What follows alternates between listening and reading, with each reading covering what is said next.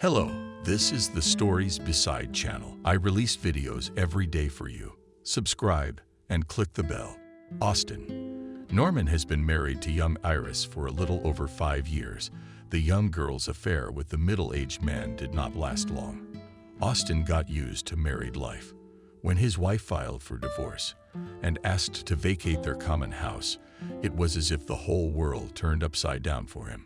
Austin could not imagine his life without his family and children. He has to come to terms with the new reality. He also loves his son Eric very much. A couple years after the divorce, Austin was able to buy himself a house in an old village. After buying the house, the first thing he did was take his son Eric to live with him. Eric was very happy to live with his father. They had a lot in common. They communicate like best friends. After some more time, Norman told his son that he was tired of loneliness and wanted to get married. The acquaintance with his new fling took place in a restaurant. Eric hoped to see a woman about his father's age, but a bright young woman came to meet him. She seemed to be the same age as Eric or older by only a couple of years. She was also very pretty. At first glance, Iris seemed like a quiet, calm girl. But it wasn't until a few months later that it became clear to Eric that she wasn't so simple.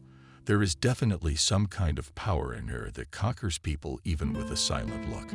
Eric did not like it, because it was these properties Iris began to interfere with the relationship between father and son. The father began to devote little time to his son. And after all, he now has such a crucial moment in his life. He studies well at the university, began to develop his business in parallel. He really needs a good companion, and the father spends all his free time with his young wife. One day there was an event that made Norman reconsider his attitude to his son and to his young wife. Norman had his own brokerage firm, with an office located in the central part of the city. It was only an hour's drive from the township of Istock. After lunch, Norman felt that he didn't feel like working at all. So he decided to come home early, and he was not expected home at that moment. Change his shoes in the hallway. Norman heard Iris and Eric talking. "Eric, have you thought about the baby? He's gonna want to know the truth later. And anyway, I don't think it's fair," Boris said.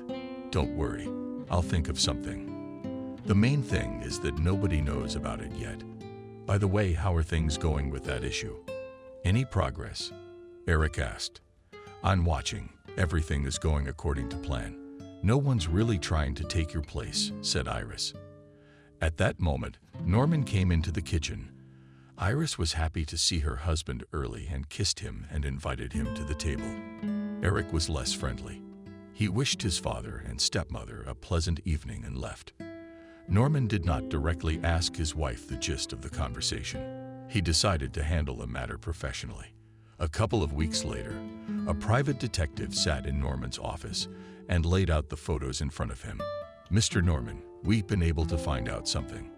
It is true that your son and your wife occasionally meet on neutral territory, but we can't yet say what they talk about or what their goals are. We need more time," said the detective. "Well, then keep watching. I expect details as soon as possible," Norman said. The village of Istock is located at the foot of the mountain. It doesn't have many residents, but it has its own atmosphere. There is a good tradition of planting perennial trees wherever possible. Thanks to this tradition, it is always beautiful here. The roads are paved with natural stone. Frequent rains wash away all the dust, car wheels so polish and these stones that they sparkle at any time of the day. Along the narrow village roads, wardens are set up in treacherous metal and painted in a single calm color. Residents make sure that the pupils' lamps are always clean and working properly. At every turn, along the narrow central road, gazebos made of OREWOD wood have been installed. True, rarely anyone sits there. The people of Stoke are mostly homebodies. They rarely gather outside and do not disturb each other without a reason. Houses are spaced far enough apart for lack of enemies and criminals. The fence here is decorative in nature. The gates are never locked. In the summer, Stoke constantly blows a light breeze, And in the evenings you can hear the flow of the mountain river, to which you can walk for 5 minutes. Along the river, there are green lawns everywhere, on which young people like to hold fun parties at night, and the villagers dislike these visiting parties the most. They disturb their sleep. At the entrance to the village, there is an old chapel, the history of which goes back to the Middle Ages. The chapel has been guarded by a lonely old man all his life. He died recently, and now his faithful four-legged friend, Box, roams around the chapel. But there is no one to watch over the chapel. The villagers have met several times and agreed to take turns guarding the chapel, but no one honors the agreement, and the need to honor the tradition is urgent. It is not even discussed. This is the only pressing problem of this village. There's a second problem for the village, and that's the car ball, and Norman's son Eric. Eric was recently given a new Cadillac by his father. Now he drives his car day and night. Eric has a temper. He likes to make a ruckus and scandal out of nothing. The residents think it's because of his addiction to alcohol and other kinds of stupefied states of mind. But Eric lets everyone know that he doesn't like anyone even sober. Today, as luck would have it, it's Eric's turn to guard the chapel. Freddie, a local activist, has been chasing him around for a week, asking him to remember to come to the chapel in the evening and receive him properly. The other residents laugh at Freddie. How many times do you run after Eric? He still won't come to do this important tradition. Young people are irresponsible these days. They don't honor tradition, and they don't think about the future. This Eric will once again find an excuse to shirk his sacred duty. That's what the villagers of Listock thought. Eric didn't forget his sacred duty. Toward lunchtime, he drove his Cadillac to Freddie's house and asked him to keep the keys to the chapel. At precisely 5:00 p.m., I'll be waiting for you. There's a young man there, Freddie promised. No, that won't do. Come back at 4:00 p.m. I'll be ready to take chapel by then. Also, the next day, you don't have to be here by 900. How do you usually do it? You can come closer to lunchtime. I'm in no hurry to get anywhere, Eric said. Before, he was surprised at the untypical behavior of the local troublemaker, but he interpreted it as a good thing. Suddenly, the young man reconsidered his views and came to his senses. That happens to a lot of people. Everything happened as agreed. Only Freddie was awakened in the night by the screaming of the neighbors. Someone was yelling from the street to call the fire department and the paramedics.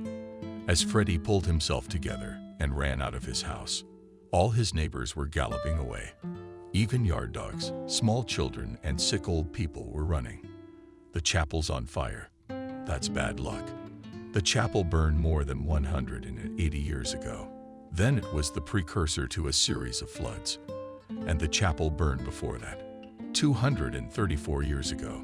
Immediately after that event, there was a massive earthquake. And then there was a war.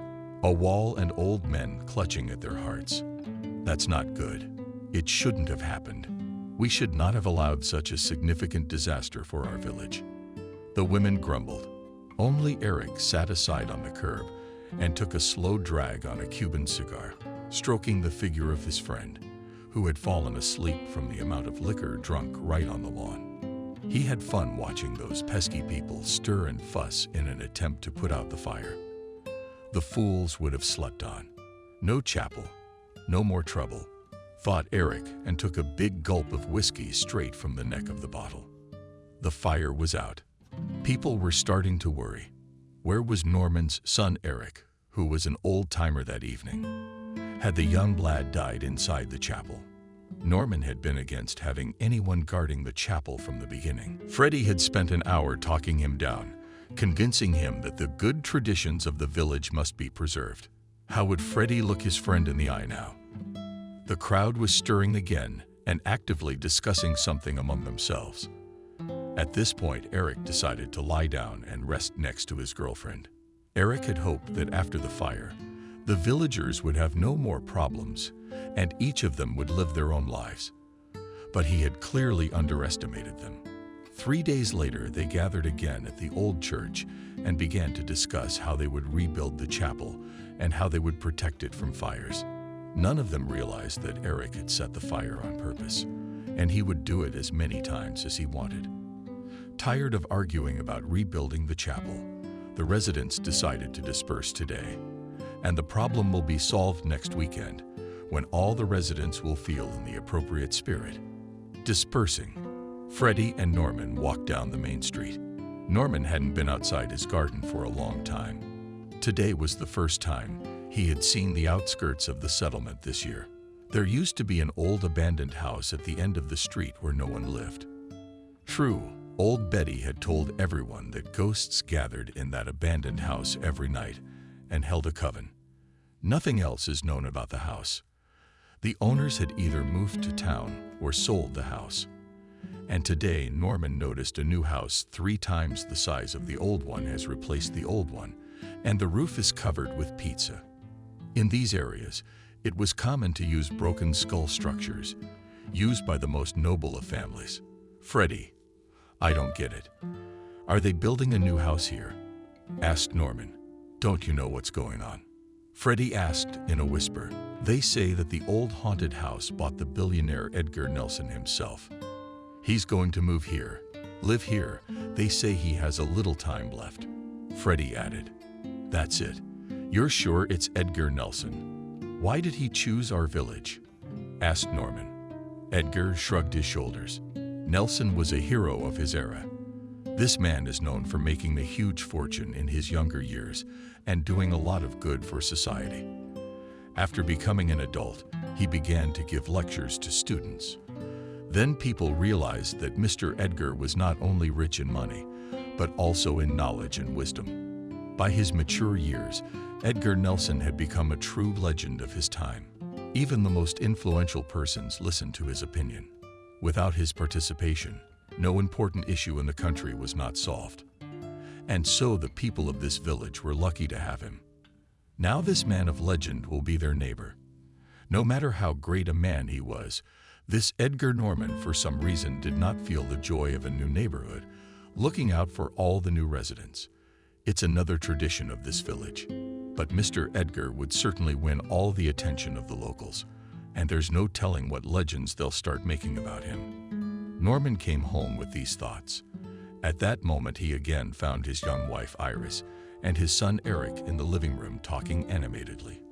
Eric, feelings, emotions are all fleeting things. In such matters you have to think with your head and only then take action. You're still very young. You may not know the ins and outs of everything. So follow my advice, Iris says. I'm not only young, I'm handsome. Or don't you agree? Eric seems to be flirting with his stepmother, but it's undeniable. He's a handsome man, Iris tells him.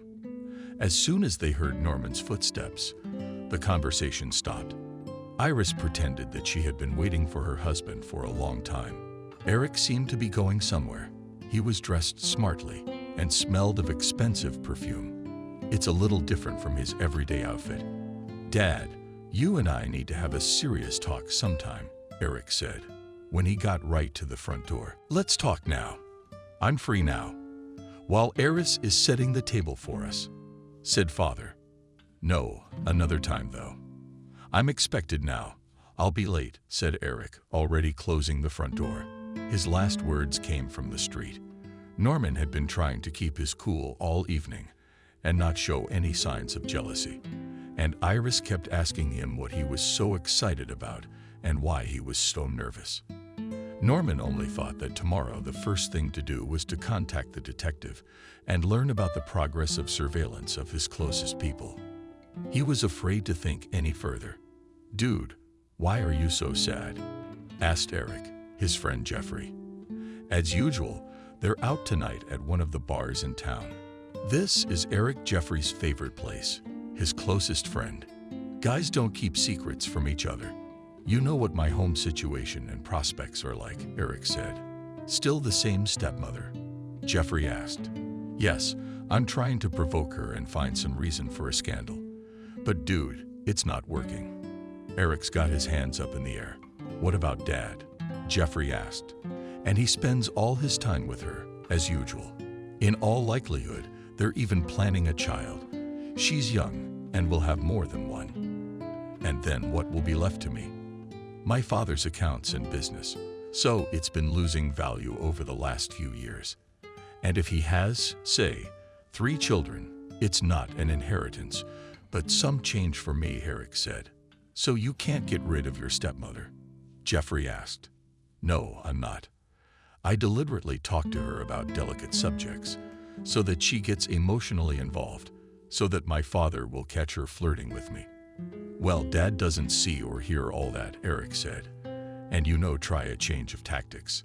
If verbal and provocation doesn't work on her, then try pretending that you have a crush on her as a woman. Show different signs of attention. Pretend that you are courting her. Trust me, women are addicted to these things. She's gonna let her emotions get in the way of your father. And that's when he'll kick her to the curb. Or maybe he'll think twice and decide to make up with your mother. After all, a woman of her age won't cause as much trouble as a younger woman. Jeffrey's advice. I was thinking the same thing. What if my father decides to take her side and makes an enemy of me? Then I'd lose my chance forever, Eric said. Even if he thinks that, it won't be for long. I know your dad. He's a normal dude. He understands a man's rules well. And men will never fight amongst themselves over a woman. Not even father and son. Even if he gets upset, it'll be for a while. And then you'll make up, Jeffrey said. Meanwhile, to Mr. Norman, the private investigator reported that the surveillance was continuing, but no significant clues could be found. Mr. Norman then decided to do a little investigation of his own. He invited his young wife Iris to a restaurant in the middle of a romantic evening. Norman as if casually began the conversation, Iris dear, I have long been unable to find time to spend with my son. I think he's growing apart from me. What do you think is going on in his life right now? Is there anything bothering him? Mr. Norman asked. That's right, you're really pulling away from him. I think he even blames me for all this, but he talks to me willingly, tells me about his girlfriends. He often consults with me about current affairs. I try to be friendly with him, but realize that no one can take your place in his life. So you should find a way to communicate with him at least once in a while, Iris replied. But overall, what do you think? He's not such a bad guy. I mean, the neighbors like to complain about his difficult personality. He's just like his mom. He's an adult. He can't be changed. Wouldn't his temper get in the way of his relationships with women? Norman asked a leading question. You've given him the best you can. Everyone has their strengths and weaknesses, including your son. I wouldn't say he's hopeless or unbearable. And the neighbors might say that out of jealousy. All in all, you have raised a fine son, Iris replied. After these words, Norman sank deeper into his doubts. His young wife speaks quite positively about his son. Can this be regarded as sympathy? Or is Iris just trying to be polite? Why did he overhear this conversation? The news that Mr. Edgar had already moved into his new home quickly spread through the village, the villagers looking out of their windows to catch a glimpse of the man of legend. The young people were arguing about which automobile he most often drove. This mysterious man interested all indifferent nay, except Norman. And Iris was home alone when Freddie came in. You and your husband and his son Eric are invited to visit tonight, Freddie said. Secretary Edgar Nelson himself has become our new neighbor. He's throwing a banquet for his housewarming party tonight. He wants to meet everyone in the village, Freddie said. Iris got excited. She remembered the not-too-distant past, and Iris and her friends were just beginning their modeling careers. There was such a secret competition in their circle as dating the cool worms. The most self-confident models boldly put on their list of the most successful men in the country and did not miss a single social party to get acquainted with any of them. And Iris was one such huntress. She had tried several times to make her way into the society of this Mr. Edgar, but she had failed. Then she took a close look at him and decided that he was kind of boring for a legendary person. At the same time, Iris dated various promising guys until she met Norman, an entrepreneur. Unlike the young, spoiled by the female attention of guys, the mature Norman was reliable. He had then already converted his relationship with his wife into an amicable one. According to him, Sarah did not mind it at all. On the contrary, she was glad to finally have her freedom. It was Norman who suffered for family harmony and the usual way of life. That's how spontaneously Iris found herself married to a middle-class businessman. At the moment when she had time to get used to stability in relationships and predictability, right under the side appears such a trophy as Edgar Nelson, and he invites her to visit. Usually these people are very private, and Edgar must have decided that this village is home to ordinary people and not to be shut out. "Oh, honey, we're invited to a banquet tonight at our new neighbor's house," Iris announced over the phone. "Is that old geezer calling?" "No, I'll pass. I'm not gonna waste my time with a con artist like that," Norman said. "What makes you think he's a con man?" "It's all rumors and media speculation. They're usually people just like you and me." "Well, please, let's go." He invited Erica too, insisted, and through. After a long argument, Iris failed to persuade her husband to go together, but he agreed that she would go with Eric. They will briefly sit at the table, exchange a few phrases with this famous man, and then quickly return home. And Iris put on her best dress to meet her new neighbor. That's what all the other neighbors thought. In fact, all of her dresses were just as good. Mr. Edgar was surprisingly indifferent to women's beauty. He didn't even pay much attention to Iris. He thought someone had come with a teenage child. When the guests were served the second hot dish, Mr. Edgar asked for a moment of the audience's attention. Then he stood up and made a statement that left everyone speechless. "I am very happy to be a neighbor to such wonderful people. Believe me, I've lived in a lot of places, and I still do. I'm a pretty good judge of character. You're special. You make for a very interesting life. That's why I chose this village as my final resting place in this world. Few people know that I've been fighting an insidious disease for many years. I know that my outcome is near. Many people have a question about my inheritance. Who will inherit my money? I have no children and no other loved ones. I would like the honor of inheriting from one of you," Edgar said and paused. The guests froze, waiting for him to continue his speech. "But there is one interesting condition. I want to know two special persons among you. The best villager and the worst," said Edgar. The guests looked at each other and began to whisper among themselves. Some laughed, some were puzzled, some thought the old man was joking. "Mr. Edgar, how do you know who among us is the worst and who is the best?" asked the same curious Freddie. "Well, that's what we're going to talk about now. I will draw my conclusions from your feedback. From now on, and for the next 6 months, you can write me letters or come to a personal meeting to tell me about the worst and the best person among you. We will summarize the results in 2 stages. The first stage, in 3 months, we will determine the worst.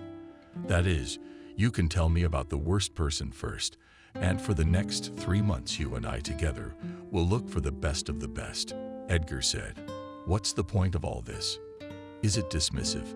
asked Eric, who until then had been sitting idly watching the others.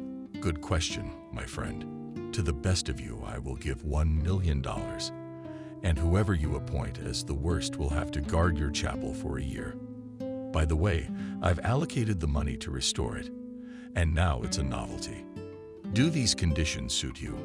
Mr. Edgar asked. "Yes, it's a fascinating game." "I'm curious. Why not?" Such phrases were heard from the crowd. Mr. Edgar understood that the audience accepted the terms of the game, and from tomorrow, all the most interesting things begin.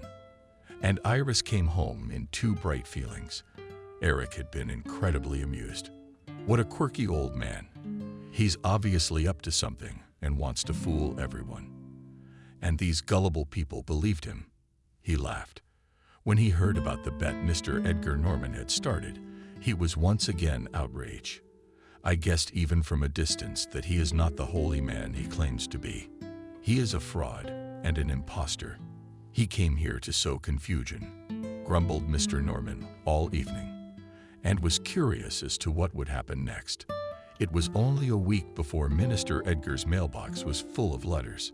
No sooner had he read them than people started coming to him themselves to tell him about the worst man in the village. The first was the very same Freddie, a local activist. He came with a whole list. So, Mr. Edgar, I have lived in this village for over 20 years, and I know every resident, and I know their whole background. If you're still interested, you listen. I'm very interested in Freddie telling me everything in detail.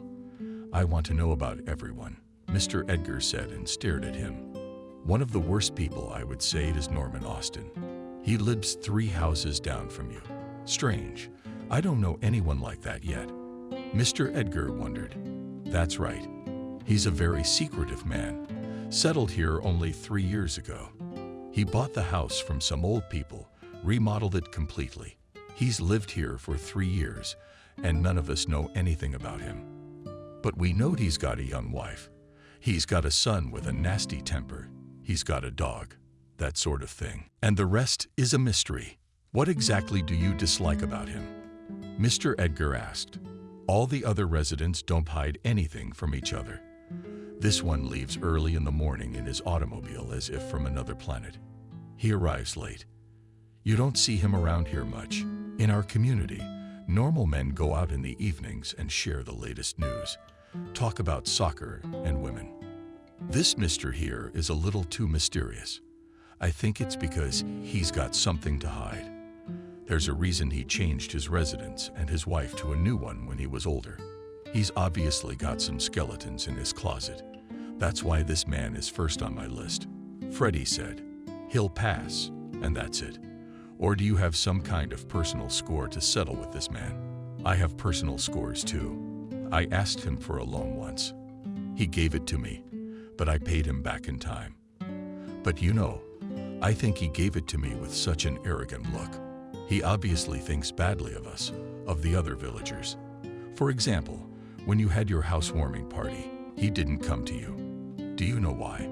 Because he treats all people badly. That's another confirmation of what I said. Okay, who else is on your list? Minister Edgar asked.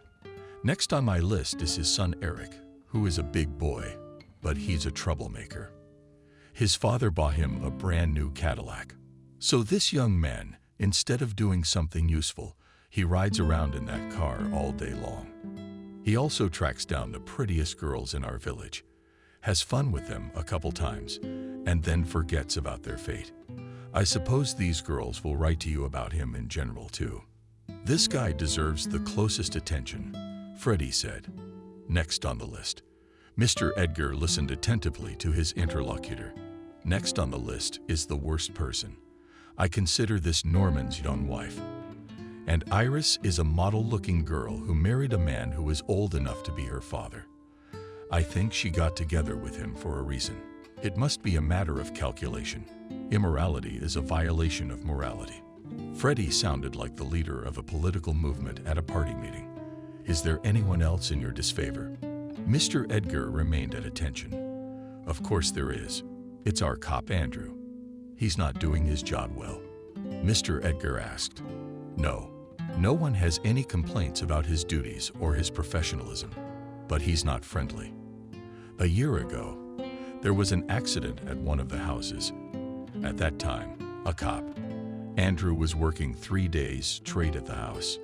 Now, when I and other villagers came up to him and asked him about the details of the accident, he kept it from us. So this man clearly has bad thoughts about us and is carefully hiding it. So the 4th bad man in this village is a cop, Andrew. So we'll put that down. Who's next? Freddie was so engrossed in his list that he didn't realize a couple hours had passed. He came to his senses when he noticed Mr. Edgar falling asleep in his seat intermittently from his stories. Freddie thought that Mr. Edgar himself must not be such a good person if he couldn't even listen to his fascinating story about all the inhabitants. Mr. Edgar's next visitor was a woman named Grace, who has also lived in this village for over 20 years. She did not have a list.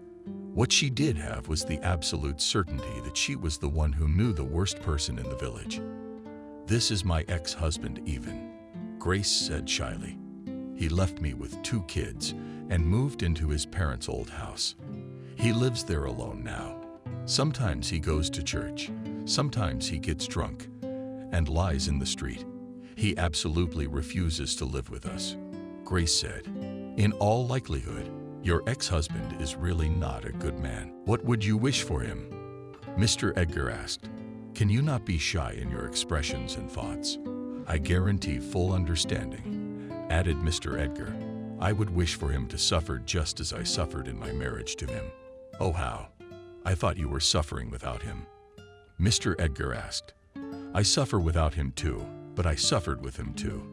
The thing is, I married Ivan early on, but then he went to serve in the army, and from there he came back as a strange man. He lived with us for a while, and then he left." Minister Edgar listened carefully to Grace's words, and the former even wrote something down, then escorted the offended woman home. When there was another free time, Mr. Edgar unexpectedly came to visit the very one who abandoned his family and drags with different women. Ivan was home alone. He was taken aback by the unexpected guest of honor. In the house there are certainly empty bottles and dirty things lying everywhere. Ivan himself doesn't look like the happiest person in the world. While Mr. Edgar sat in Ivan's living room and watched the arrangement of his space, a certain woman came out of the next room with a perplexed look at Mr. Edgar, then headed sharply toward the exit. Ivan caught up with her and asked her something. Obviously, he wanted to keep her for a while longer, but the woman was in a hurry. "Ivan, you and I have known each other for a while. I came to see you to get to know you better. How are you doing?" Mr. Edgar asked, and he was at a complete loss. He was very worried about his reputation among people. His departure from the family was received with condemnation by the others. Everyone said he'd be lost without the support of the strong Grace. But Ivan had his own plans and his own vision of life. He was determined to prove something to the contrary. He needed a little time. Except this visit from Mr. Edgar was not a good idea. There's no telling what he'll tell the others about him. "I've been doing all kinds of things. I live like everybody else. It's true I have some difficulties in my life, but I'll get over them." Ivan started making excuses. "Don't worry, it's okay. Maybe you could get $1 million from me and rebuild your life. That's what I'm talking about. Your ex-wife came to see me. She thinks you're the worst person in the village because you abandoned your family and moved into your parents' old house. I was curious to see the worst man amongst my own. That is, in fact, what I am here," said Mr. Edgar in a soft tone. And Ivan sat silent for a long time. Mr. Edgar realized that he had stepped on something very painful for this man. He didn't expect the reaction to be so strong. He was clearly distressed about something. "To be honest, my Grace wasn't telling you the whole truth." Finally, Ivan started talking. "Actually, it all started when I came back from military service. It changed me a lot. I became very nervous, and I had a hard time tolerating others. My wife probably didn't tell you all this. I had a hard time sleeping at night. I kept waking up with nightmares. I told Grace I needed time and space to recover, but she thought I had fallen out of love with her. I walked away from my family to shut them out of my life. I knew that just a little bit more and I could hurt them, raise my hand, or start insulting them. I'm here to sort myself out, to become that calm and upbeat person. I don't know how to do that, but I believe that someday it will happen, and I'll get back to my loved ones. In the meantime, yes, I am a bad person. I know it myself," Ivan said and cried like a little child. Mr. Edgar sat in Ivan's house for a long time. Eventually, he realized that this man had indeed become so small in his soul that he could not stand to be around other people. Mr. Edgar nodded his head repeatedly. When Ivan talked about himself, he had long ago guessed that some events, even insignificant at first glance, can make a person very small in his eyes. Such a person becomes quite embittered. Since the little beast inside is frightened, he is constantly on guard, and cannot relax for a minute. Even turned out to be actually not a bad person, and unhappy Mr. Edgar promised to help him in the future. And for himself, he decided that the bad should be sought elsewhere. The next guests surprised Mr. and Edgar very much. There were about 10 of them. They were all teenagers of this village. We found out that you can be told about the best people of this village. If you don't tell our secret to anyone, we are ready to point out the worst person to you, said one of the teenagers. Minister Edgar became very interested. He gave the teenagers the floor and sat in a chair with a pencil and paper in his hands. All the adults in this village are the worst people in the world. They don't understand us. They think we are still children, but we are no longer children, said the first teenager. Then the second of them reached out his hand and stepped forward. Apparently, he too had a problem with adults. And in some cases, we're asked to be adults, even though we're not adults, said the second teenager. What do they want from you? Mr. Edgar asked. The teens hesitated, and each began to list a different thing. They want us to be able to do everything, everywhere. And we don't have any rights. They make us do things we don't like. They make us study subjects that won't do us any good in the future. It's as if they have forgotten that they themselves come from childhood. They steal our freedom and limit our development, the teenagers said with one voice. Mr. Edgar thought deeply. When he announced his bet, he didn't think the kids would be interested in it either. But since the rules were getting complicated, Mr. Edgar decided to accept them. He asked, "And can you specifically give me the names of people who can be categorized as the worst?" That's my mom, Grace. That's my dad, Evan, my dad, Freddie, my grandmother, Betty. Our neighbor, Norman's teacher, Ted, Mr. Kopp. It seems these young men and women have decided to list all the residents of this village in 3 generations. Mr. Edgar wrote down all the names and then thanked the young activists and escorted them out of his house. The game is gaining very interesting momentum, he said to himself, and shook his head. Mr. Edgar's next destination was the local school. There he got to know the teacher, Ted, better. Just that day, there was a school parent meeting. All the adults who had children, school children, were gathered in the hall. Ted addressed them and outlined a number of problems. They were typical of any school. Ted spoke very emotionally. One of the parents objected to him, demanding even more discipline than there is now. Then Ted said that children should be given more space for freedom, that they have the right to decide about their free time. He also talked a lot about the peculiarities of growing up. From time to time, he reminded the parents that they too were children and experienced difficulties. In the end, the impression was that Ted was completely on the side of the children. The parents were satisfied. For Mr. Edgar, it wasn't enough. After all the conversations, he stayed at the school a little longer and talked to Ted personally. Returning home, he was sure that Ted was not the worst person in the village, and the parents showed no signs of cruelty. But the children were right about something too. As Mr. Edgar gathered a history on each resident in the Norman household, something strange was happening, and Iris noticed that Eric had also spent all night last night at a nightclub toward morning, and had come in drunk, and was still asleep. In the morning, when Norman was leaving for work, he asked him to tell him to have Eric at his office by lunchtime, and Iris decided to give this to Eric closer to lunchtime. When she went into his room on the 2nd floor, Eric was already out of bed. "Eric, good morning. Your dad told me to tell you to report to his office. He said it was serious," Iris said, and hurried back out of his room. But Eric blocked her way. "Wait, Iris, you don't have to run away from me. If anyone needs to talk, it's you and me," he said and stepped closer to her. It was that awful moment that Iris had been dreading all along. She has been walking like the tip of a needle since the beginning of her married life, so as not to provoke this spoiled guy. Iris felt perfectly well that the previous frank conversations and attempts to draw out of her some emotions and other things are all tricks of this guy. She realizes that Norman frankly pays more attention to her and spends little time with his son. But the son never assumes that his father is doing this willingly. He sees his stepmother as a major rival. And yes, Eric is in close contact with his mother. She's probably there to give him a lot of pointers on how to gain more space in his father's life. Even though she has no intention of returning to her beloved husband, sharing his privileges with another woman is particularly reluctant, no matter how hard Iris tries to maneuver. Now she's on the verge of a major trap. Eric, please don't cross the line. It will end badly for both of us.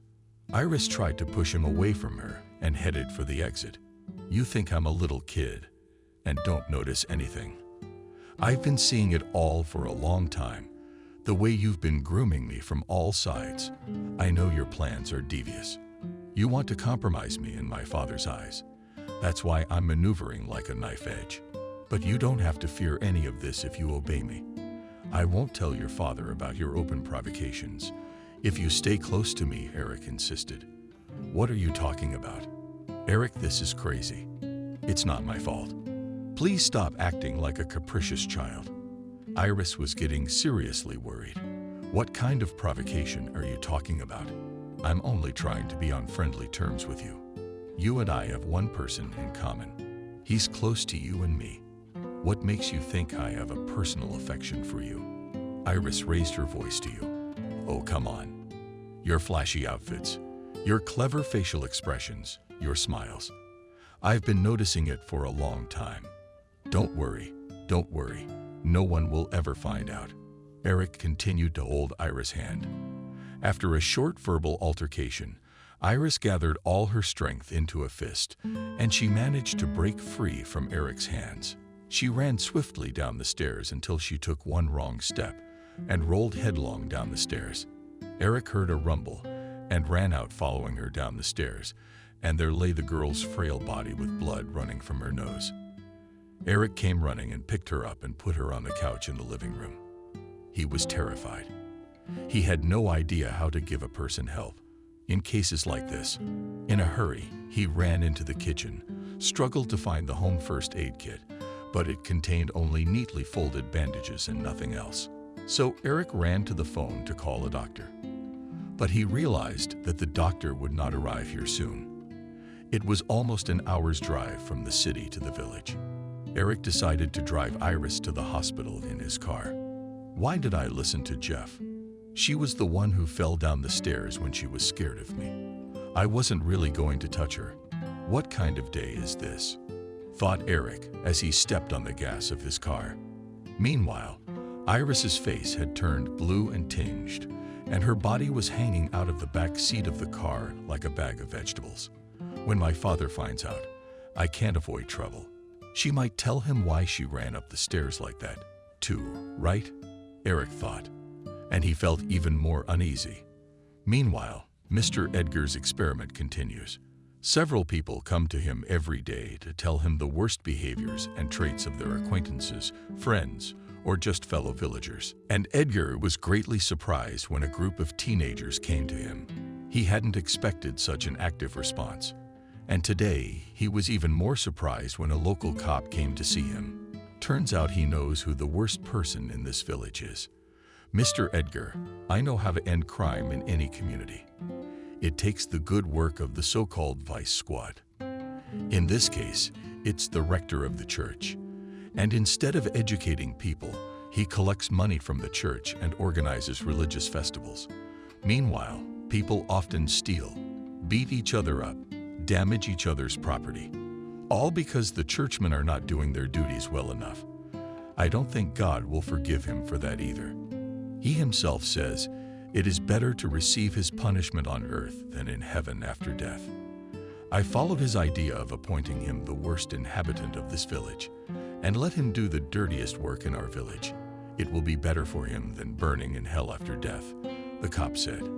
Minister Edgar listened attentively and was struck by the depth of Kova's arguments.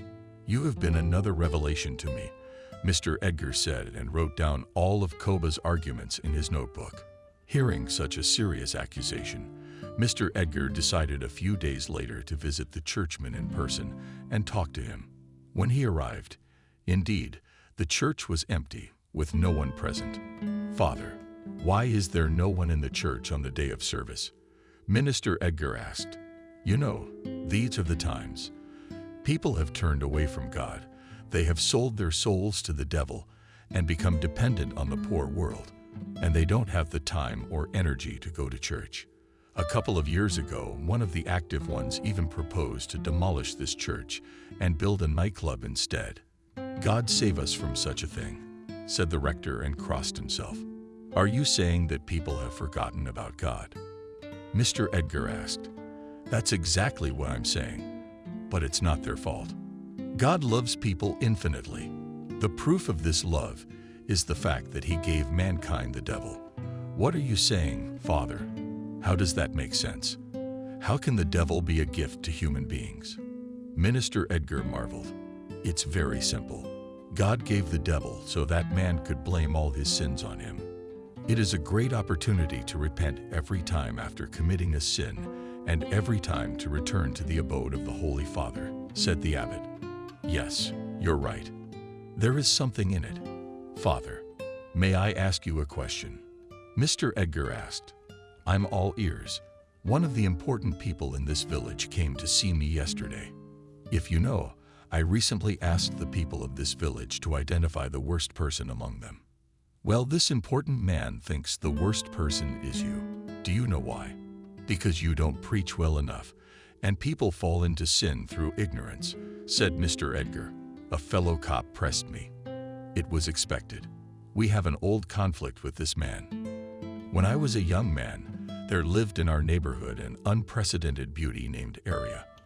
I was young, handsome, educated, and rich, and a fellow cop at the time was starving. Both of us were attracted to this beautiful girl Aria, but the beautiful maiden chose me as her beau over the cop. He and I have been secret enemies ever since, so don't believe a word he says against me. It's because of youthful resentment and jealousy, the priest said. Ah, that's how it is. Interesting story. As far as I know, you are now living about a beautiful girl. Arise no, in your life? Mr. Edgar asked. Yes, that's right. My love turned out to be miserable. I didn't know who I was involved with. This beautiful girl turned out to be a companion. I found out about it very late. When I found out, I was already hopelessly fixed with her. I did everything I could to get her on the right path and stop sinning. But all was in vain. Suffering from heartaches, I acquired a host of diseases, body and mind. And in the end, she left me anyway and chose a licentious lifestyle. She still hosts rich gentlemen to this day. When I look at all this, I am weak and feeble. On days like this, I'm not even able to preach, the priest said. Father, do you think this is a beautiful area, good man or bad man? Mr. Edgar asked. How can a companion and a traitor be a good person? My whole life has gone down the drain because of her. Even now, after she is long gone from my life, she continues to live in the house across the street and do dishonor to me.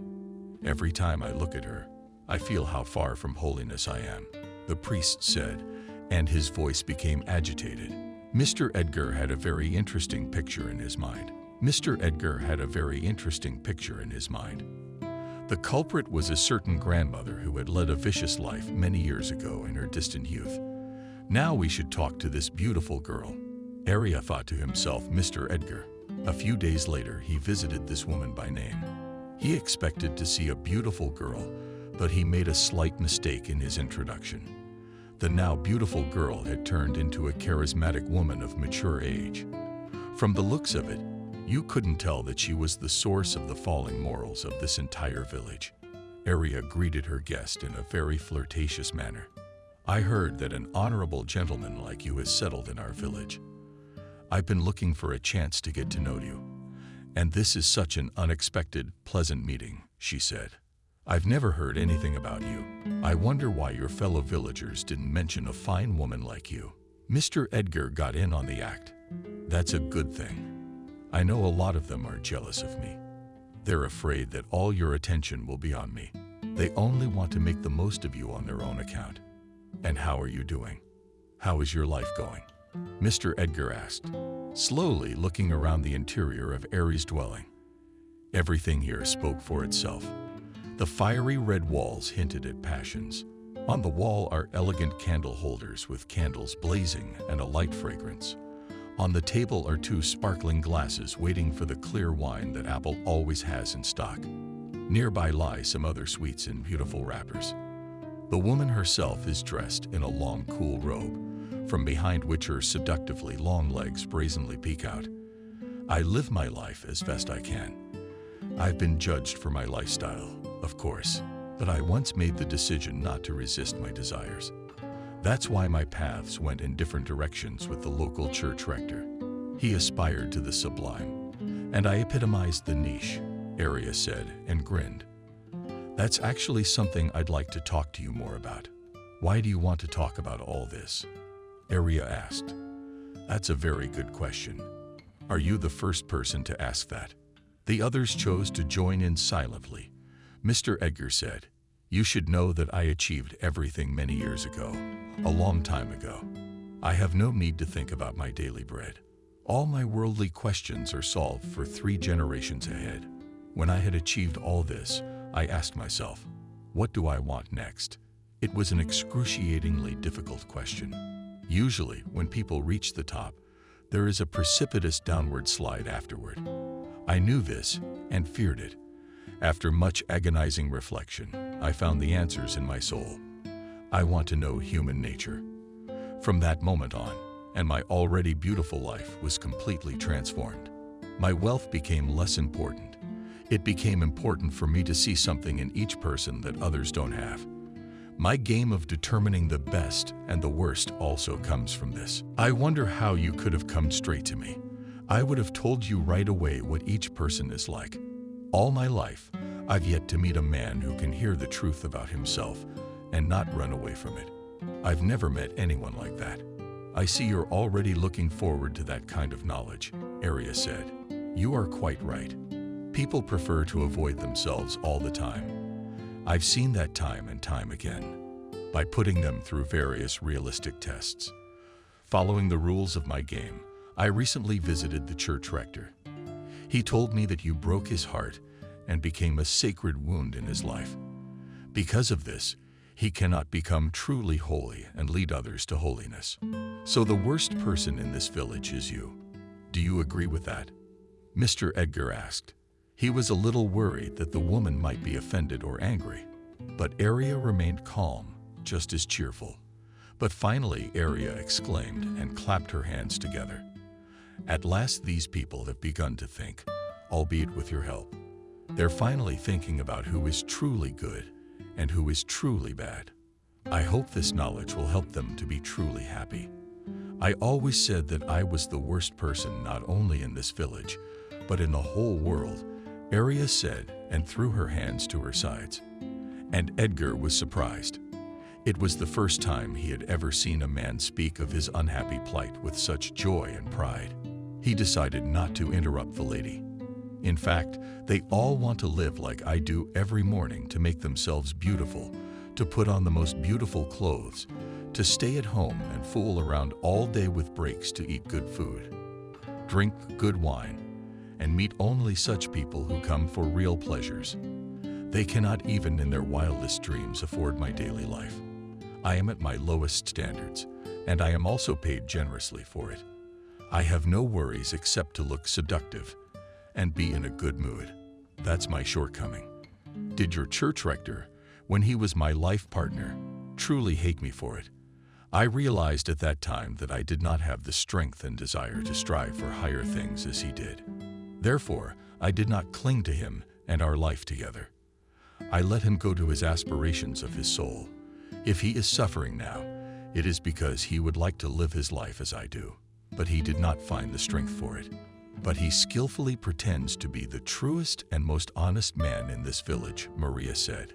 Is there anyone you can call the worst person in the village, other than yourself?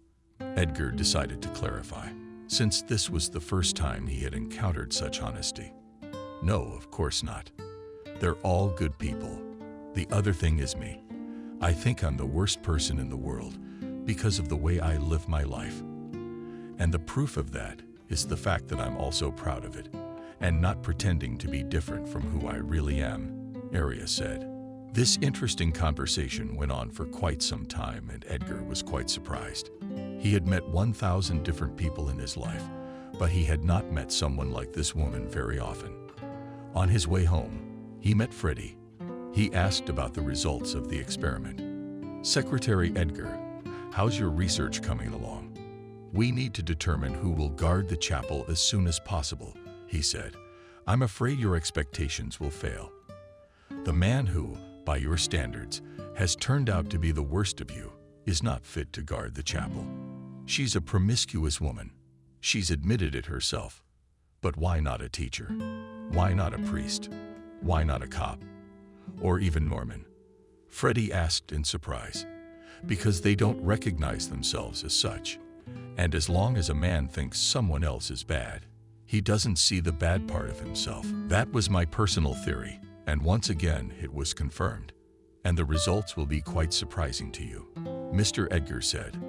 That was the end of his experiment. Now he knows everything about the inhabitants of this village, and the worst of them is the unremarkable Rasputin, a woman who lives on the outskirts of the village. But that's the crowd's version. Meanwhile, Iris has only been in hospital for 3 days. Norman was away on a business trip that day, and Iris decided not to say anything about what had happened so that her husband would not worry. But she didn't tell Eric anything about it. He was worried that his stepmother would get into trouble with his father. That's why all these 3 days did not leave the door of the hospital, taking care of stepmother. Through anger and hatred for her, the address was written out the day before Norman came home. She greeted her husband as if nothing had happened. Only Eric avoided seeing his father. He stayed out of his sight for days, and when he finally calmed down, he decided to continue his offensive toward his stepmother, to get rid of her. That afternoon, it was just the two of them at home again. Iris was busy with household chores. She now became very careful, does not enter the room where Eric is sitting, trying to stay on the first floor of the house so that in case of danger to escape, someone knocked on the gate. And since she went to open it, in front of her stood Mr. Edgar. What an unexpected encounter. "Hello. If you remember, you and I are neighbors. My name is Mr. Edgar." "Yes, of course I remember. How could anyone forget you?" It came out of Iris' mouth. "If you'll allow me, I'd like to be your guest for a while." "Is that possible?" Mr. Edgar asked kindly. "Yes, of course. Come in. We are not at home, but his son and I are. By the way, Eric is also interested in your achievements and biography."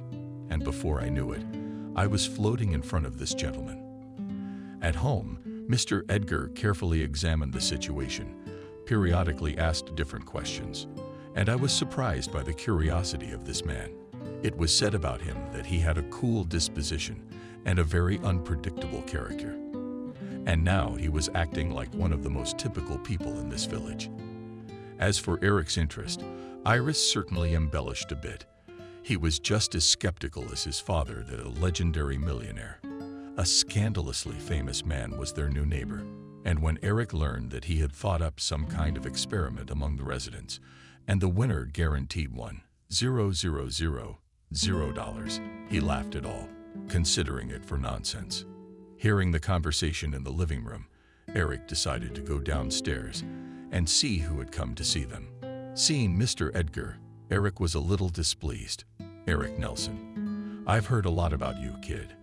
How you doing? Why don't you come sit down and talk to us? Let's get to know each other like buddies." Edgar said hello. "What brings you here?" "I like to meet new people. I thought I'd drop by. I was told there were some wonderful people living here," Edgar said. "Well, they lied to you. I can tell you the truth. There are no great people here. My father lives here, who left his wife and 3 children and left home. His young wife lives here, a former model and a bit of an actress in life. She is, in fact, sitting in front of you. It's also where myself and Norman's no-good son live.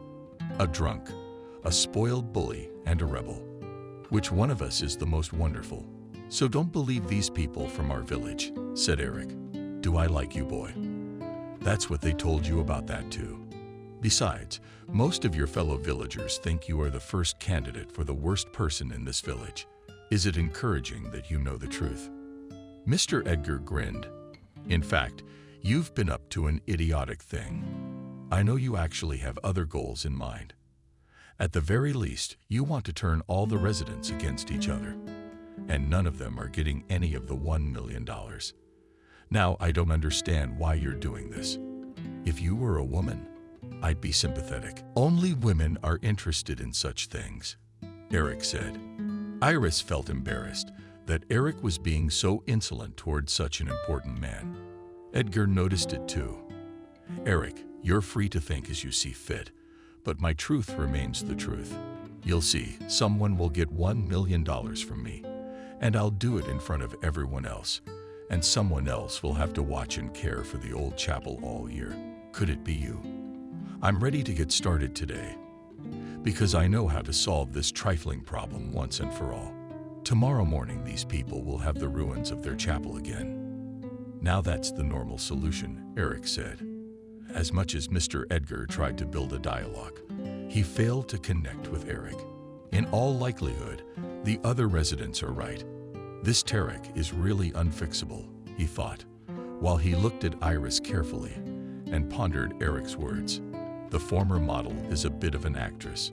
Should be an interesting match for a little fling.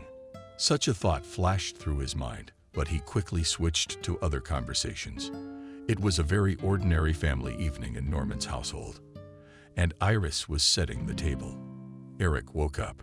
Recently, Norman wanted to talk to his son, but he promised that all the talk would be later, and Eric himself, out of habit, rushed to his friends, who had already planned entertainment for that night. But that was just an excuse. Or tonight he had important business to attend to, and he did not intend to be distracted by entertainment.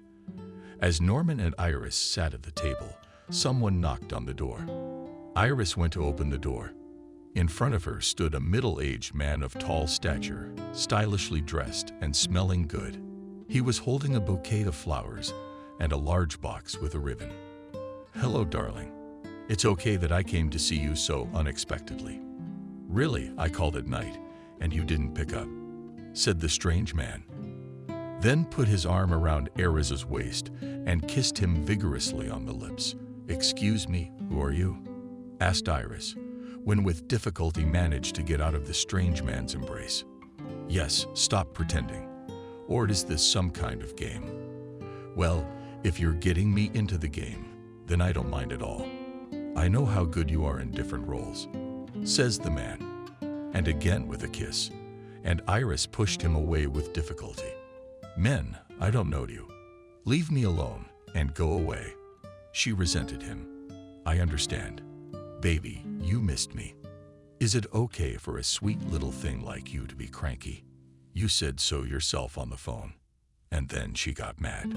She wanted to yell at the man, but he's unpredictable. His behavior clearly raises a lot of questions. The struggle went on for quite some time. The unfamiliar man would not admit to being a stranger. When Norman heard shouting and cursing, he also left the house. Turns out that's what this is all about. "Hello, Mr. Norman.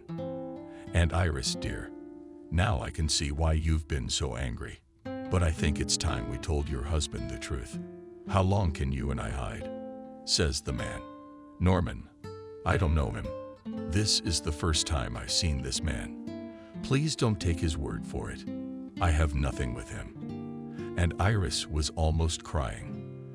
The more Iris explained herself, the more insolent the strange man behaved. He tried to keep her close, to hold her in his arms and press her against him. Norman saw that in the strange man's hands was a bouquet of Iris's favorite flowers and a box of red, just the way she likes it. "I don't understand you. What do you want in my house?" Norman was trying to figure out what was even going on. "The thing is, Iris and I love each other. I've been telling her to come clean for a long time, but she feels sorry for you. She thinks you'll figure it out and let her go. It's a good thing you saw for yourself. You shouldn't have any questions now," the strange man said. "No, none of this is true. This is the first time I've ever seen this man. screamed Iris, and she was almost hysterical. Norman stood there in complete incomprehension. I got it right. Iris is very afraid of you. I will leave you both to accept the new reality. Mr. Norman, I hope you don't see the woman you and I love. And with you, my dear, we'll call you in the next few days, said the stranger. The man left his gifts on the threshold and left leisurely. Turning the corner, the strange man took out his cell phone and dialed a number. Eric, buddy. Mission accomplished. Cool. You made all this up. You should have seen the look in your stepmom's eyes. I think she's gonna get a good kick out of your father. He was almost on edge, but as a well-mannered man, he could barely control himself, said the strange man. Rome, you have an underrated acting talent, and I've always believed in you. Thanks, buddy. Now come on, get a cab and come to us. Is your reward waiting for you? Eric answered him. Old man Edgar called Freddie to his house again today. He hadn't been in the village for a long time. Now he decided to make up for lost time. It seems that you and I have some important business to attend to. Gather all the villagers. I have something to tell them, Edgar said. Hearing the new invitation, the villagers hurried back to Igor's house.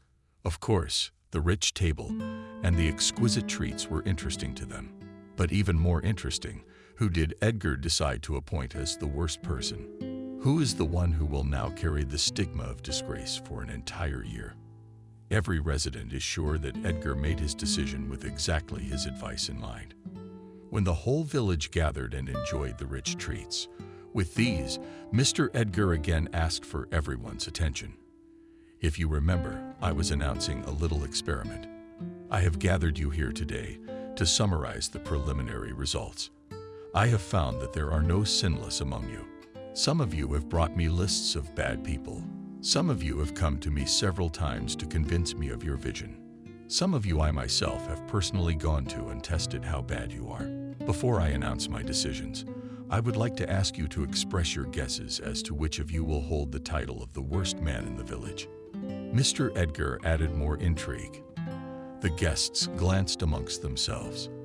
Mr. Edgar looked at each of them, waiting for them to respond. But no one was in a hurry to offer an opinion. Come on in, maybe you have an opinion.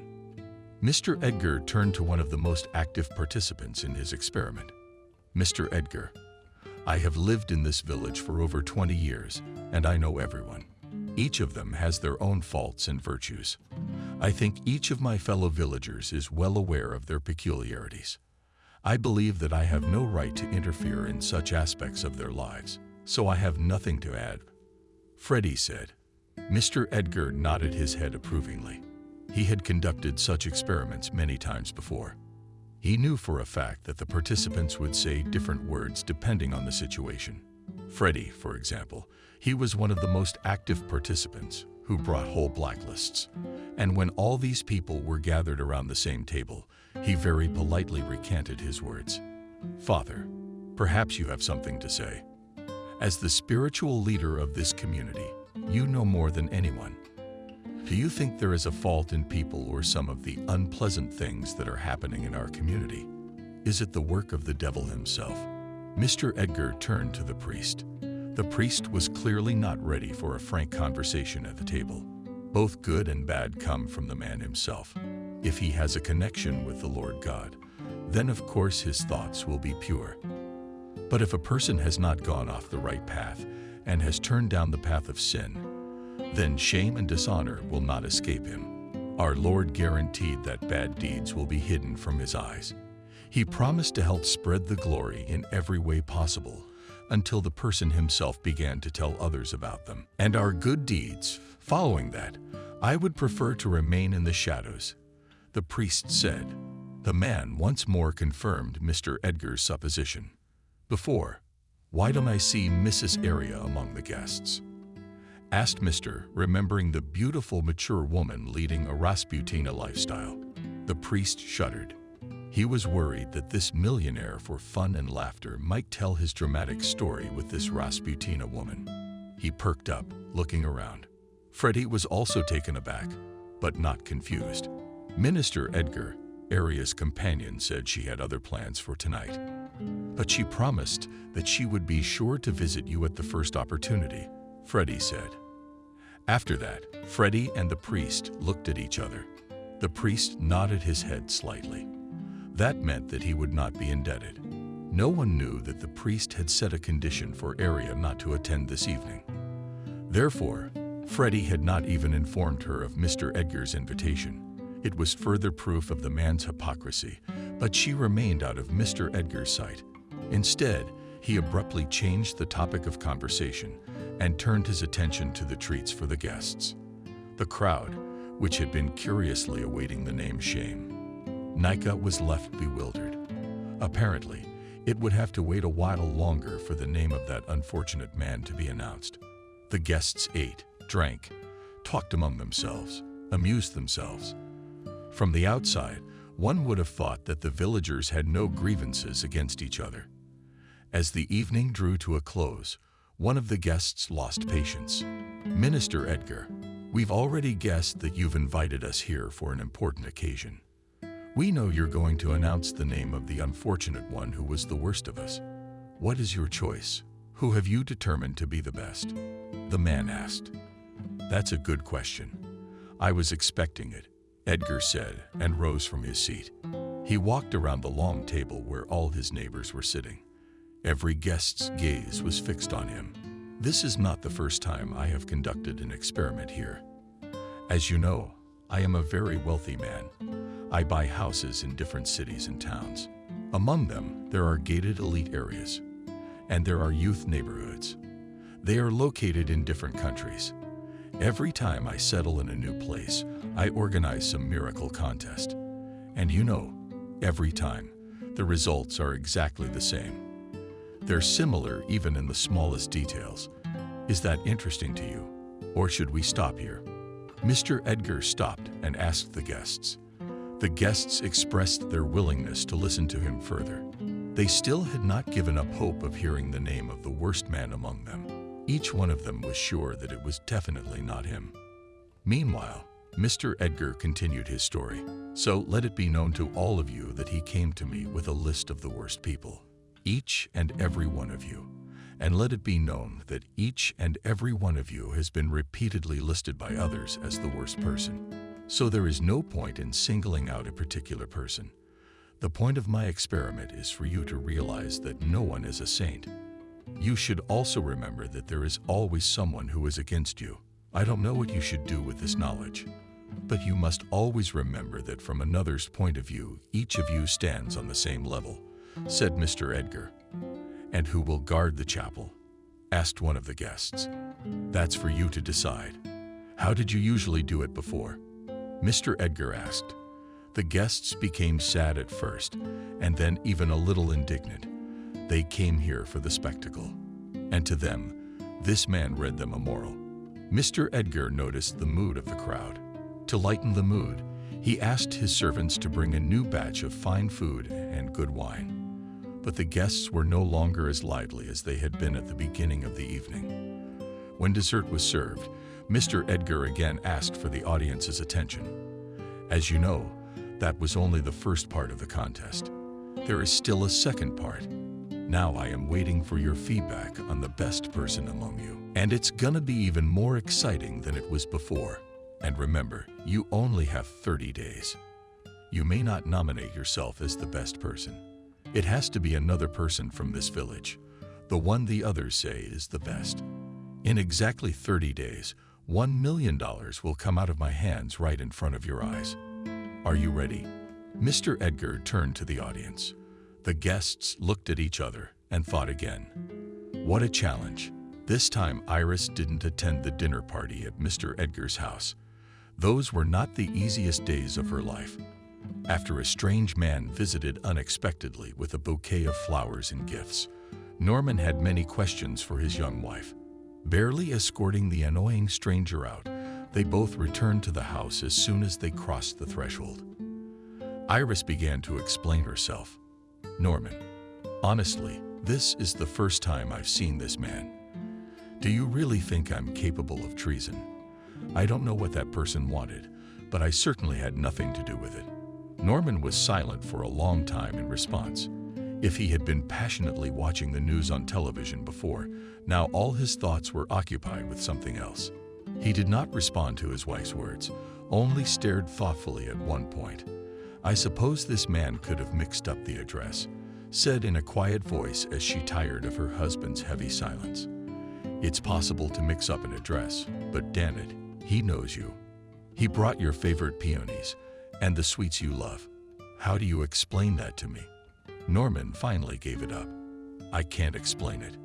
If you believe me, then help me understand this situation," said Iris. "Many people told me that my young wife might be cheating on me.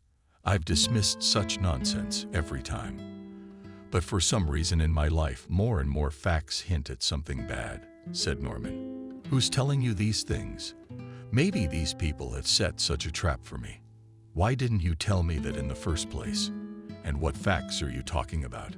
I've cheered up. "Never mind all that. In fact, I've been wanting to talk to you about my son for a long time. I overheard you and him talking the other day. You were talking about some kid. Then I overheard you talking about something very personal. What is that supposed to mean?" Norman exploded. "You heard a snippet of our conversation about Eric's friend's girlfriend. Your son Eric tells me all the time about the adventures of his friends.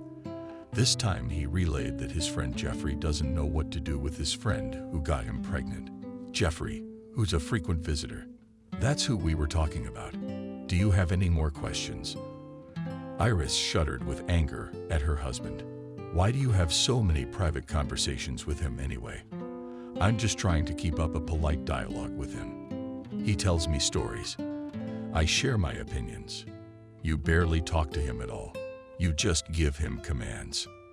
The rest of the time, you pay him off with money. Didn't you think the boy needed your support and company? Why should I support your relationship?" Yesterday, Iris finally came clean. "He's not a boy.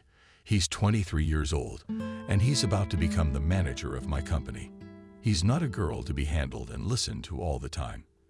And I give him enough money to make him feel free. He needs to make connections. He needs to find his place in a certain circle where money is very important. Any other questions?" Now Norman exploded. "I was very offended.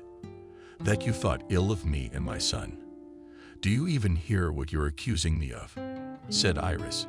"How am I supposed to think when a strange man comes straight to my house with gifts and kisses you on the lips? What else am I supposed to think?" The verbal altercation turned into a long family scandal. When the spouses were tired of yelling at each other, Norman decided to end the conversation. "Now, my dear, I'm giving you 3 days' time. During that time, you and I will not discuss or fight. During that time, you will think hard about how you and I are going to proceed. Either I have to stop getting facts that compromise you, or you have to make a choice," Norman said. "What do you mean, make a choice?" Iris asked. "It means you're going to choose either me or that strange man. So you're suggesting that I break up with you? We can break up because you don't believe what I say, and you believe whoever you want?" Iris asked, through tears.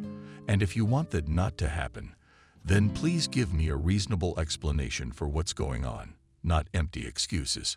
I'm done. And by the way, which one of us is sleeping in the living room? You or me?" said Norman last. "I," said Iris quietly. When Eric suddenly ran out of money at the restaurant, he was a little upset. The task turned out to be quite unfortunate. He was just about to take his friends to a nightclub after the restaurant. It would take a decent amount of money. So he turned to his friend Jeffrey. "How about you pay for everyone tonight? And tomorrow I'll pay you the full amount for the movie," Eric asked. "I'm sorry, buddy, but you know I don't have that kind of money. Besides, you invited everybody. You're going to have to do a lot of work yourself," my friend said. "Are you right? I don't have any money on me. We'll have to go home. Tell the girls we're going out for a while. Have them wait for us here, and you and I will go to my house," said Eric. After half an hour, Eric and Jeffrey sneaked into the house. They didn't know that Iris was lying down in the living room. Eric carefully opened his father's safe, while Jeffrey stood in the hallway. After a few moments, Jeffrey turned to his friend. Eric, I feel like I'm being drawn to sleep. Do you have any coffee? Let's have a quick drink. It's going to be a little hard to drive, said his friend. Now they moved into the kitchen. The kitchen and the living room are separated by a thin partition, so even whispers can be heard from here. When the coffee was ready, the boys sat down at the table and chatted among themselves in whispers. So is your father still hung up on that woman? Jeffrey asked. Unfortunately, yes, but it won't last long. Your advice didn't work. I came up with a cool way to do it myself. Last week, I approached Roma with a bouquet of flowers and gifts, so he could pretend to be my stepmom's lover. And that's when my dad was home. Eric said, Wow, you're a genius, man. So, what are the results? Your dad probably kicked her out the door, asked Jeffrey with a chuckle. What's the matter with her? She's still hanging around. I think she managed to convince my father of her sainthood. We'll have to do it again in the next few days. Then she won't stand a chance, Eric said. Then they stoked their coffee, turned off the light, and quietly closed the door behind them. Neither of them even realized that Iris was lying just behind the partition during this time in agonizing thoughts about her position in this family. After the boys left and Iris got up from her seat and lit a cigarette in the kitchen, she was calm now. A brilliant idea popped into her head, how to come out of this situation victorious. She decided to spring into action tomorrow. Mr. Edgar had taken a few days' leave to devote to his neighbors, who would come with suggestions for the best man among them. He remembers the last time he had to determine the worst. Several people came to him every day. He thought it would be the same this time. For the first 3 days, no one came. Then Mr. Edgar went to Freddie and asked if everyone was okay. Freddie wondered, why such questions? Has everyone forgotten that $1 million is at stake? I'm waiting for the candidates, said Mr. Edgar. Is that what you mean? I don't even know why no one comes. Freddie shrugged. Well, Freddie yourself, who would you say is the best person among your neighbors, relatives, friends, and fellow villagers? I'm sure you have some, Mr. Edgar said. I can't think of any. Think back. Maybe you've had some rough times in your life. Someone reached out to you. Someone gave you a kind word of encouragement. Just one person. Minister Edgar insisted. No, I don't remember anyone like that. Mr. Edgar, I grew up an orphan. I made it on my own. Built my own house, planted my own garden, bought my own van, started my own farm. Of course, there were many times I wished there was someone in my life who could solve all my problems, or not solve all the problems. But to come along and say, Freddie, you take a couple weeks off and enjoy yourself, and I'll do it for you. That's a big deal. No, that never happened, Freddie replied. Are you saying that all the people around you are indifferent? Mr. Edgar asked. Mr. Edgar, why do you like to ask such meticulous questions? Are people as they are, and is it unfair to divide them into good or bad? I mean, the same person can be different from one person to the next. Sometimes he can act like the ultimate scoundrel. Sometimes he can act like a wise man. Do you really think your stupid experiment is going to do anyone any good? I think you're just doing this nonsense because you've got nothing else to do. Freddie got mad. You mean Freddie? I don't really have anything else to do, so I study people. And the results of my experiment will not go to waste. I'm writing my book, and in it I'm describing all sorts of silly things in your language. You know what's interesting? You were the most active last time, weren't you? Why are you criticizing my experiments now? Mr. Edgar asked. I don't know. Maybe because it all annoys me. If your money bothers you, you could give it away for nothing. What do you care who or what anyone thinks of the man? Or are you just gonna bluff Freddie? No, he's not bluffing. There are already several people who have gotten their 1 million out of my hands. There's been a lot of press about it. You can look it up. But it's too bad you're not participating this time. Too bad, said Mr. Edgar, and headed leisurely to his home. Over the next few days, Mr. Edgar went around to all the neighbors with the same question. Who do you think is a good person? It was as if the neighbors were all in agreement. They refused to discuss the subject. And when Mr. Edgar asked them if their reluctance to talk might be due to shame for having slum mud at many of their acquaintances last time, some of them threw him out of their homes. Minister Edgar was used to such displays, so he took no offense. But not everything was so hopeless. After he was kicked out of the church by the minister, he was caught up on his way home by that nice and sweet neighbor Iris. "Mr. Edgar, if you're not in a hurry, listen to me. Is there someone I can tell you about?" said he as he ran after him. "Well, that's interesting.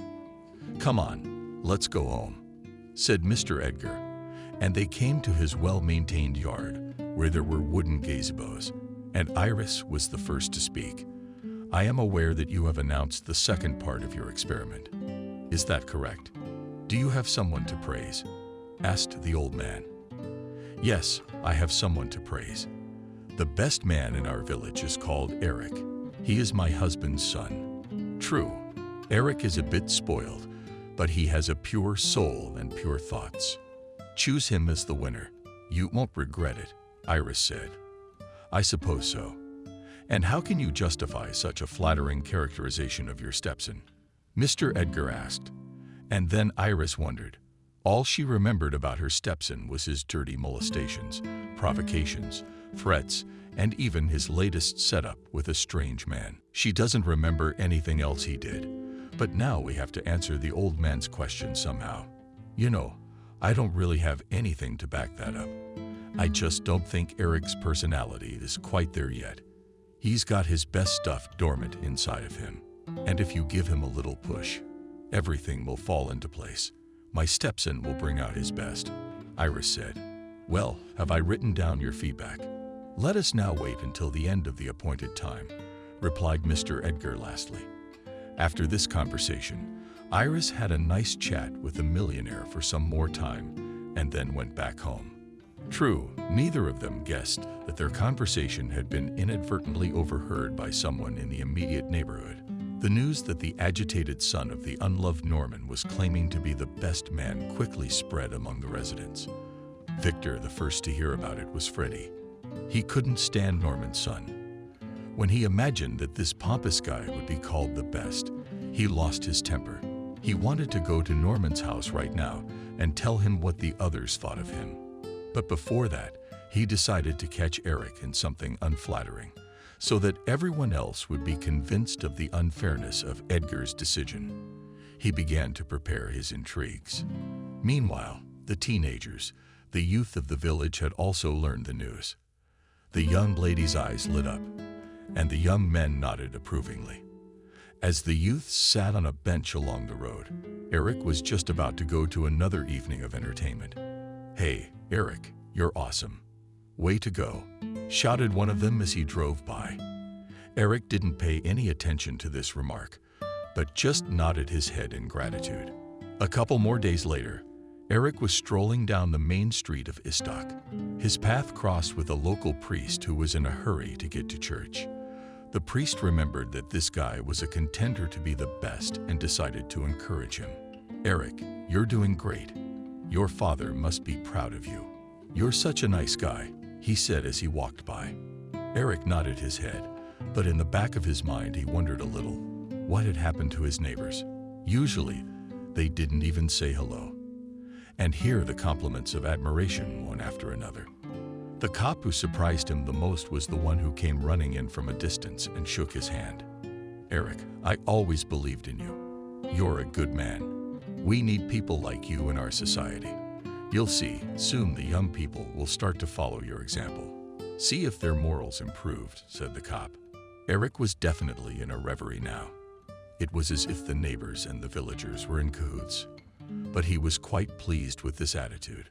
All day long he walked in high spirits. And the next day, as he walked down the street, without noticing it, he began to greet everyone first. And old Betty even invited him into her house and treated him to pies, which she only drank. When Iris called her friend, she was reading a sad novel and periodically sighed heavily. The misunderstanding in her relationship with Norman had taken a great toll on her. Of course, he didn't bring up the breakup again, but a cold wall had formed between them. Her friend had decided to support her today. "Iris, but how are you still sad there, or everything is getting better?" asked her friend Catherine. "It seems to have gotten better, but it's not the same.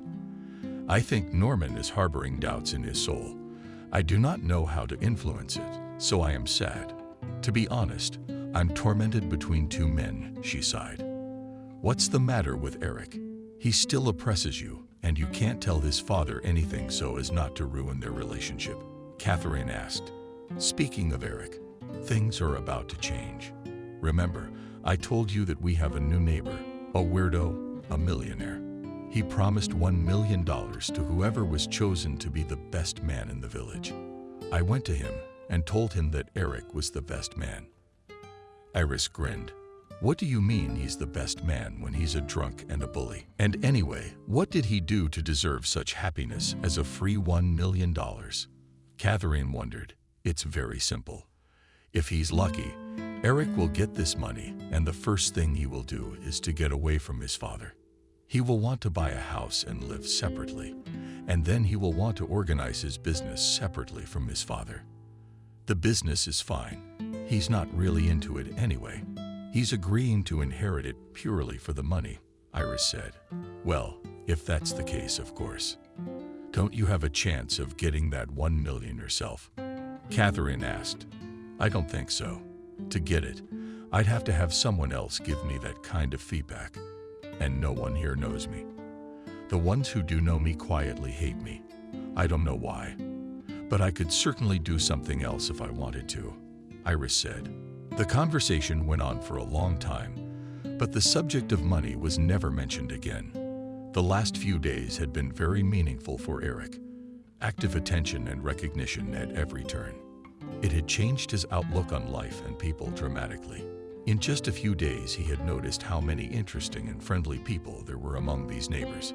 He even began to feel shy deep down. That before he had always considered them petty people and disdained them. Now Eric could calmly linger on the street for a conversation with another neighbor. He could safely go to any of them in the house, sit at the same table. He liked that very much. Suddenly, Eric felt that he also wanted to do something nice for these people. The first such person was an old lady-to-be. Eric specially set aside a free day to fix the old lady's old furniture. True, he had never done such a thing before. But the old lady herself helped him with hints, and when the business was over, she treated him to her delicious pie again. At parting, the old woman patted the boy on the shoulder and blessed him with good luck. Eric experienced such pleasant feelings for the first time in his life. A couple of days later, he wanted to feel this state again. He started looking for someone to help him with some things. A priest came to mind. When Eric arrived at the church, he was tidying up the yard. Eric asked him to sit on a bench while he hauled all the leather hay to the back of the church. When the job was done, the priest blessed him for good luck too. Then he invited the boys into the cellar, where they drank simple herbal tea. The priest told Eric different parables that made the guy think even more. Freud. Meanwhile, every day he asked Mr. Edgar about the results of the experiment. He was looking for a way to foil Iris's plans to keep Eric from becoming the best man in Freddy's village. 1,000 times I regretted that I had written so many complaints about almost every one of my neighbors in the first phase. I should have left at least one alone. Now that one could have been listed as the best, if that one had won $1 million from the old man, it would be split in half. Brady was doubly angry at his stupidity, and when he found out that the second candidate never showed up, with only a few days to go before the end of the experiment, he got into everything. Constant drinking. And today she decided to try once again to return the former warm attitude of her husband. She cooked his favorite dish, put on her best dresses, organized a romantic setting, and called her husband. "Darling, so much has happened between us lately. I'm asking you to try to come home early tonight. I want us to have a romantic dinner," she said. "I can't promise you anything as I have important things planned for today. I'll probably be late." Dryly, Norman replied. The conversation ended very quickly. Norman hung up the phone and thought, since his wife was trying to win back his favor, she must have something to be ashamed of. The detectives, of course, found nothing suspicious in Iris's lifestyle, but still she was only to blame for allowing a situation in which he had to question her fidelity. Norman thought his deception about important business for the evening was correct, but in fact he had no important business to attend to. He had purposely decided not to have dinner together, so that Iris would be tormented as long as possible, and henceforth would not even think of breaking relations with him. Let this be a lesson to her for a long time, Norman thought. Meanwhile, the day of announcing the winners of Edgar's experiment was approaching. Everyone awaits this day with curiosity. Traditionally, on this day, Edgar would set a lavish table, serving the best wines and the most exquisite dishes. His neighbors didn't doubt it until they saw the sign on Edgar's gate and the sale of his house. Did our neighbor decide to move out? He didn't like it here. Where's he gonna move to? What's gonna happen to his experiment? Was it really a hoax? Were the neighbors whispering amongst themselves? Oh no, I've never cheated anyone in my life. It'll be just as I promised you, Mr. Edgar himself said. About that. Indeed, on the appointed day, everyone showed up except the Norman family. Eric was busy that day with his charity projects he had recently launched. Norman decided to intentionally stay late at work, and Iris waited faithfully for him. The guests feasted on gourmet food, drank good wine, and marveled at Eric for not coming to such an important event for him. In the middle of the evening, Mr. Edgar asked for the audience's attention. You all know the occasion for which we are gathered here. I don't want to keep you waiting. I've already sold this house to a good man. He'll be moving in any day now. And I'm leaving your pleasant company, for my experiment has achieved its purpose. I know who is the best man among you, said Mr. Edgar, and started walking around the table again. Eric, of course. Eric, this has long been known, but the lad is worthy. He's changed in a good way. Ever since the rumors started, the guests have been whispering about it.